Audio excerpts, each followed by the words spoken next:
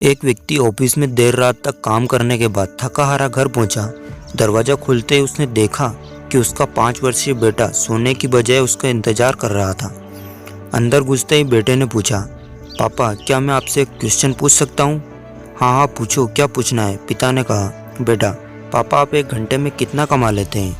इससे तुम्हारा क्या लेना देना? तुम ऐसे बेकार के सवाल क्यों कर रहे हो? पिता ने झुंझलाते हुए उत्तर दिया, बेटा मैं बस यूं ही जानना चाहता हूँ, प्लीज़ बताइए कि आप 1 घंटे में कितना कमाते हैं? पिता ने गुस्से से उसकी तरफ देखते हुए कहा, 100 रुपये।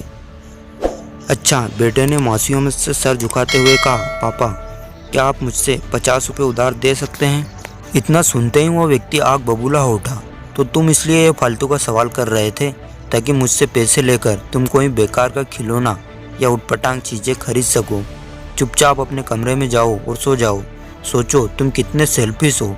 मैं दिन रात मेहनत करके पैसे कमाता हूँ और तुम उसे बेकार की चीज़ों में बर्बाद करना चाहते हो।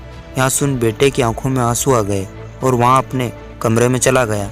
व्यक्ति अभी भी गुस्से में था और सोच रहा था कि आखिर उसके बेटे की ऐसा करने की हिम्मत कैसे हुई। पर 1 आध घंटा बीतने के बाद वह थोड़ा शांत हुआ और सोचने लगा कि हो सकता है कि उसके बेटे ने सच में किसी ज़रूरत काम के लिए पैसे मांगे हो। व्यक्ति आज से पहले उसने कभी इस तरह से पैसे नहीं मांगे थे। फिर वहाँ उठकर बेटे के कमरे में गया और बोला, क्या तुम सो रहे हो? नहीं, जवाब आया। मैं सोच रहा था कि शायद मैंने बेकार में ही तुम्हें डांट दिया। दरअसल दिन भर के काम से मैं बहुत थक गया था। व्यक्ति ने कहा, आई एम सॉरी, ये लो अपने 50 रुपये। ऐसा कहते हुए उसने अपने बेटे के हाथ में 50 की नोट रख दी।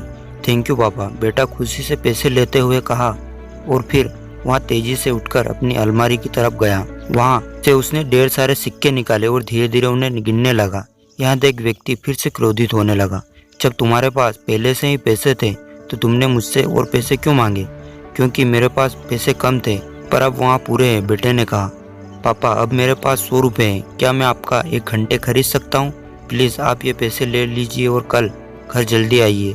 मैं आपके साथ बैठकर खाना खाना चाहता हूँ। दोस्तों, इस तेज़ रफ्तार जीवन में हम कई बार खुद को इतना बिजी कर लेते हैं कि उन लोगों के लिए ही समय नहीं निकाल पाते जो हमारे जीवन में सबसे ज़्यादा इम्पोर्टेंस रखते हैं। इसलिए हमें ध्यान रखना होगा कि इस दौड़ भरी जिंदगी में हम अपने माँ बाप के जीवन साथी, बच्चों और अभिन्न मित्रों के लिए समय निकालें, वरना एक दिन हम भी एहसास होगा कि हमने छोटी मोटी चीज़ें पाने के लिए कुछ बहुत बड़ा खो दिया है।